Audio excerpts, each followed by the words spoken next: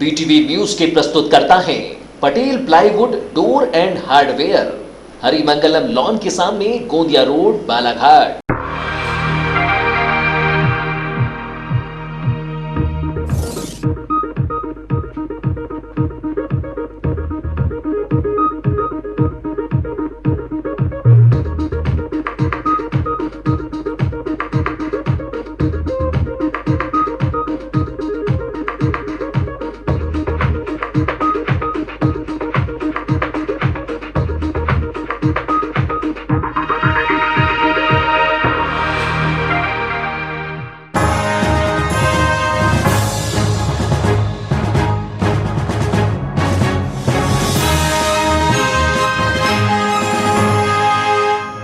नमस्कार, BTV news के इस बुलेटिन में आपका स्वागत है। सबसे पहले आइए एक नजर डालते हैं आज की कुछ खास खबरों पर।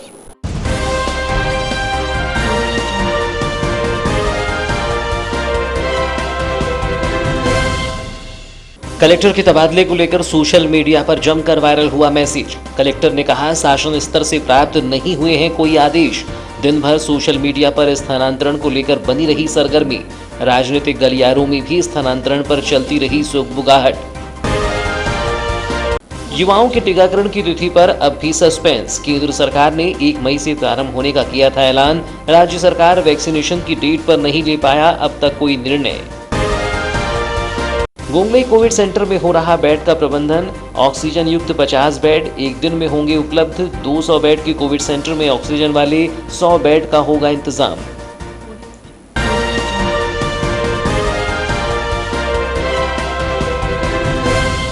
और अब समाचार विस्तार से। कलेक्टर दीपक आर्य के स्थानांतरण को लेकर रविवार को सोशल मीडिया पर चर्चाएं तेज हो गईं। हालांकि राज्य सरकार द्वारा पदस्थापना एवं स्थानांतरण से संबंधी कोई आदेश सामने नहीं आया है, फिर भी अचानक कलेक्टर के तबादले को लेकर चल रही चर्चाओं के बीच इस पूरे मसले को लेकर वास्तविकता जानने को लेकर लोगों की उत्सुकता बनी रही। उज्जैन कलेक्टर के रूप में सेवाएं देने के बाद 2 वर्ष पूर्व बालाघाट जिले में कलेक्टर दीपक आर्य की पदस्थापना हुई थी। इस कार्यकाल के दौरान जिले में दुर्ग विजय सिंह कलेक्टर थे और उनका स्थानांतरण मंत्रालय में अपर सचिव के पद पर होने के बाद कलेक्टर दीपक आर्य ने जिले की कमान संभाली थी। इन 2 वर्षों के कार्यकाल में कलेक्टर दीपक आर्य अपनी कार्यप्रणाली से खासे चर्चित हुए और विशेषकर जिला अस्पताल की सुविधाओं को लेकर उन्होंने काफी कुछ किया है। यही वजह है कि आज जिला अस्पताल में कायाकल्प दिखाई पड़ता है। उनकी प्राथमिकता में रहे जिला चिकित्सालय की सुविधाओं और भवन के स्वरूप में अब बड़ा बदलाव दिखाई पड़ता है। वहीं बालाघाट शहर को सुंदर बनाने के लिए उनके प्रयासों में चौक चौराहों का नवीनीकरण, चौपाटी निर्माण एवं कई महत्वपूर्ण फैसले कारगर साबित हुए। कोरोना महामारी के इस दौर में अचानक कलेक्टर दीपक आर्य के तबादले की चर्चाएं सोशल मीडिया पर चलने लगी। हर कोई यह जानने में रुचि दिखाता रहा कि सचमुच कलेक्टर दीपक आर्य का तबादला हो गया है या नहीं। हालांकि राज्य शासन द्वारा स्थानांतरण और पदस्थापना संबंधी कोई आदेश जारी नहीं किए गए हैं। इसी को लेकर कलेक्टर दीपक आर्य से चर्चा की गई तो उन्होंने भी ऐसे किसी भी आदेश के मिलने या स्थानांतरण होने को लेकर अनभिज्ञता जताई। सोशल मीडिया में उनके तबादले को लेकर चल रही चर्चाओं के बीच ऐसी सामग्री भी सामने आई जिसमें पुख्ता तौर पर यह कहा जाने लगा कि कलेक्टर दीपक आर्य का स्थानांतरण हो गया है और उनकी जगह वर्ष 2011 बैच की IAS अधिकारी व शिवपुरी की प्रभारी कलेक्टर नेहा मारव्या को बालाघाट कलेक्टर बनाया गया है। नेहा मारव्या के बारे में जानकारी सोशल मीडिया पर दी गई कि वे जिला पंचायत जबलपुर, जिला पंचायत दतिया और भोपाल के साथ ही राज्य शिक्षा केंद्र में सेवाएं दे चुकी हैं और इसके बाद उन्हें शिवपुरी जिला पंचायत CEO बनाया गया था, जहां से उनकी 5 वर्ष के कार्यकाल में 5वीं पोस्टिंग कर बालाघाट कलेक्टर बनाया गया है। हालांकि सोशल मीडिया में चल रही इन चर्चाओं में कितनी सच्चाई है, यह तो राज्य शासन द्वारा जारी तबादला सूची में ही स्पष्ट हो पाएगा। लेकिन वर्तमान समय में कोरोना महामारी को लेकर भयावह स्थिति है और ऐसे में जिले की कमान संभालने वाले कलेक्टर का सभी परिस्थिति से अवगत होना आवश्यक है। नए कलेक्टर के पदभार संभालने के बाद व्यवस्थाओं को समझने में काफी समय लगेगा और ऐसे में कलेक्टर का तबादला होना उचित नहीं है।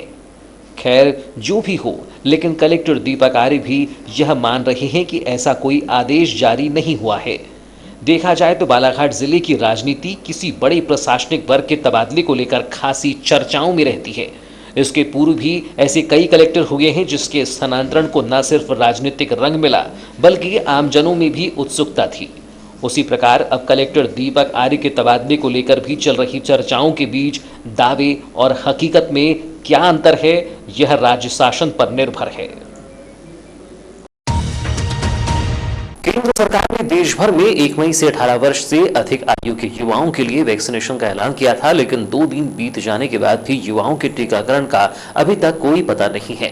राज्य सरकार ने वैक्सीन की डोज कम होने पर 1 मई से होने वाला युवाओं का वैक्सीनेशन रोक दिया है, जबकि युवाओं के पंजीयन भी कराए जा रहे हैं, लेकिन वैक्सीनेशन प्रारंभ न होना युवाओं में मायूसी का सबब बना हुआ है।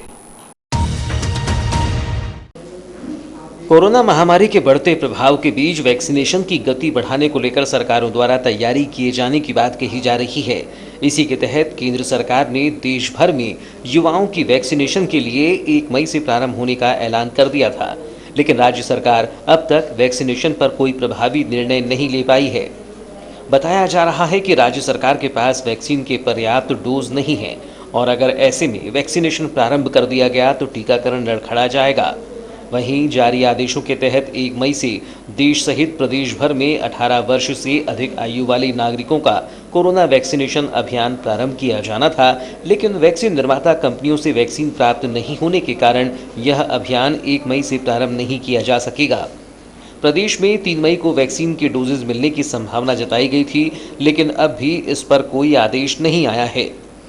मुख्यमंत्री शिवराज सिंह चौहान ने कहा था कि 45 वर्ष से अधिक उम्र वाले व्यक्तियों के वैक्सीनेशन का कार्य निरंतर जारी रहेगा।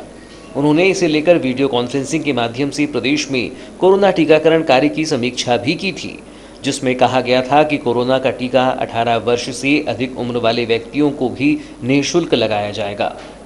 जैसे जैसे निर्माता कंपनियों से वैक्सीन की डोज प्राप्त होंगे वैसे वैसे टीकाकरण किया जाएगा। मुख्यमंत्री चौहान ने निर्देश दिए कि कोरोना संक्रमण के मद्देनजर वैक्सीनेशन के लिए नए केंद्र स्थापित किए जाएं, अस्पतालों में वैक्सीनेशन कार्य न किया जाए। बालाघाट जिले में वैक्सीनेशन को लेकर नए केंद्र बनाने की तैयारियों के बीच खबर है कि मंगलवार, शुक्रवार और रविवार को टीकाकरण नहीं किया जाएगा, जबकि दूसरे युवाओं में टीकाकरण को लेकर उत्साह है और ऐसे में पंजीयन भी प्रारंभ हो चुके हैं, लेकिन टीकाकरण की स्पष्ट तिथि का अभी कोई अता पता नहीं है।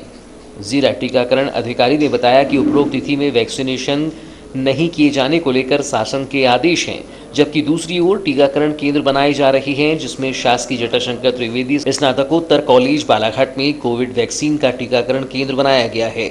इसी प्रकार वारासिवनी में कृषि उपज मंडी, किरनापुर में शासकीय प्राथमिक शाला, बैहर में टाउन हॉल, परसवाड़ा में मिट्टी परीक्षण लैब, मंडी भवन, खैरलांजी में पुराना कन्या महाविद्यालय, बिरसा में शासकीय कन्या हायर सेकेंडरी स्कूल, कटंगी में कम्युनिटी हॉल, लांजी में शासकीय कन्या उच्चतर माध्यमिक विद्यालय, लामता में सरस्वती शिशु विद्यालय, लालबर्रा में उत्कृष्ट विद्यालय, रामपायली में बस स्टैंड में कोविड वैक्सीन टीकाकरण केंद्र बनाया गया है।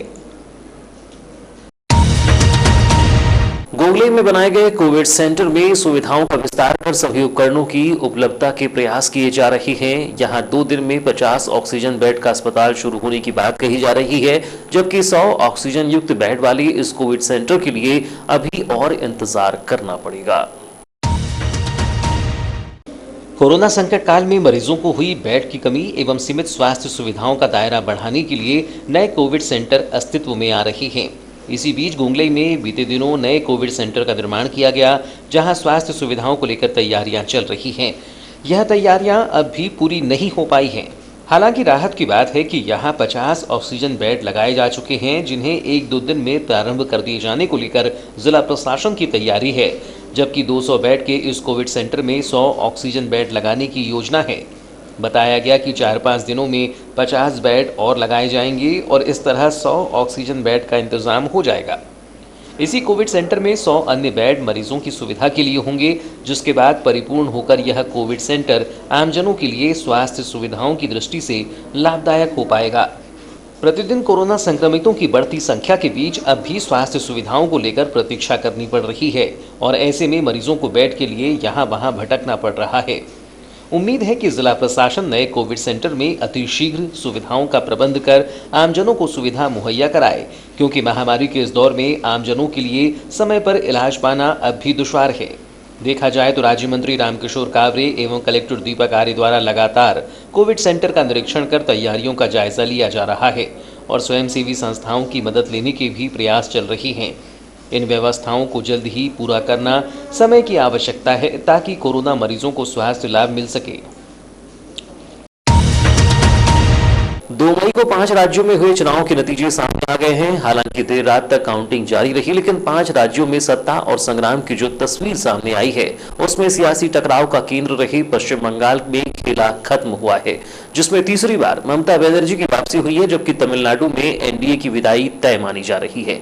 यहां डीएमके कांग्रेस गठबंधन की सरकार बनने के आसार हैं। वहीं पुडुचेरी में पहली बार बीजेपी सरकार बनाएगी, जबकि मध्य प्रदेश की दमोह सीट पर हुए उपचुनाव में कांग्रेस प्रत्याशी अजय टंडन की जीत तय है। देश के इन 5 राज्यों में चल रही सत्ता संग्राम में सारे देश का ध्यान था। आमतौर पर चल रही चर्चाओं में इन राज्यों के चुनावी नतीजों को लेकर भी अपने अपने दावे चल रही थी। राजनीतिक समीकरणों को बिठाया जा रहा था कि किस राज्य में किसकी सरकार बनने जा रही है। 2 मई को मतगणना के साथ आए रुझान से यह स्पष्ट हो गया कि कौन सा राज्य किस धुरंधर की झोली में आया है। चुनावी सरगर्मी तो पश्चिम बंगाल में हो रहे चुनावों को लेकर ही सर्वाधिक रही, जिसमें भाजपा ने ममता के गढ़ को ढहाने के लिए पूरी ताकत झोंक दी थी। लेकिन चुनावी रुझान में बंगाल का किला तृणमूल के पास सलामत रहने की बात थी और खेला होबे के नारे के साथ चुनावी समर में डटी ममता बनर्जी तीसरी बार सरकार बनाने को तैयार है। हालांकि चुनावी नतीजों में उतार चढ़ाव के साथ हाई वोल्टेज सीट रही नंदीग्राम को लेकर देर रात तक सस्पेंस खत्म नहीं हो पाया और कभी ममता की जीत के दावे होने लगे तो कभी शुभेंदु अधिकारी की जीत को लेकर हामी दिखाई दी। इसी कश्मकश के बीच बंगाल का खेला समाप्त होता नजर नहीं आया, जबकि तमिलनाडु में एनडीए की विदाई तय मानी जा रही है। यहां डीएमके कांग्रेस गठबंधन की सरकार बनने के आसार हैं। वहीं पुडुचेरी में पहली बार बीजेपी सरकार बनाएगी। इन 5 राज्यों के साथ ही मध्य प्रदेश की दमोह सीट पर हुए उपचुनाव में कांग्रेस प्रत्याशी अजय टंडन की जीत लगभग तय है और उन्हें जीत की अग्रिम बधाई देने का सिलसिला भी देखा गया। यहां 2 महिलाओं समेत कुल 22 प्रत्याशी चुनावी मैदान में थे, जिसमें से प्रमुख भिड़ंत कांग्रेस भाजपा के बीच ही थी। भाजपा प्रत्याशी के तौर पर यहां राहुल सिंह लोधी मैदान में थे।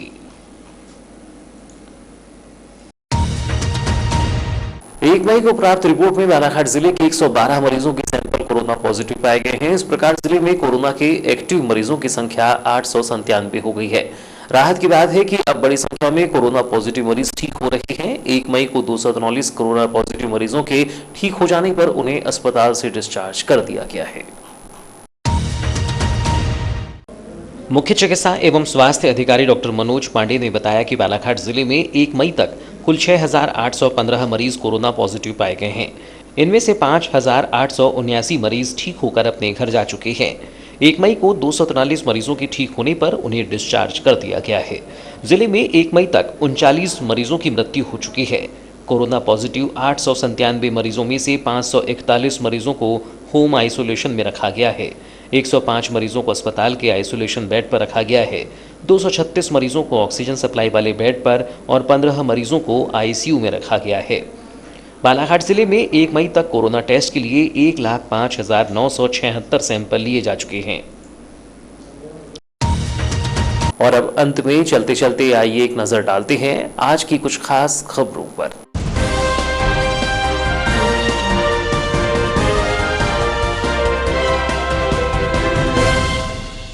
कलेक्टर के तबादले को लेकर सोशल मीडिया पर जमकर वायरल हुआ मैसेज। कलेक्टर ने कहा, शासन स्तर से प्राप्त नहीं हुए हैं कोई आदेश।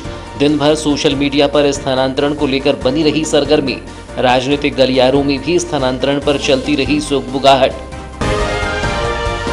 युवाओं के टीकाकरण की तिथि पर अब भी सस्पेंस। केंद्र सरकार ने 1 मई से प्रारंभ होने का किया था ऐलान। राज्य सरकार वैक्सीनेशन की डेट पर नहीं ले पाया अब तक कोई निर्णय। गोंगलई कोविड सेंटर में हो रहा बेड का प्रबंधन। ऑक्सीजन युक्त 50 बेड एक दिन में होंगे उपलब्ध। 200 बेड के कोविड सेंटर में ऑक्सीजन वाले 100 बेड का होगा इंतजाम।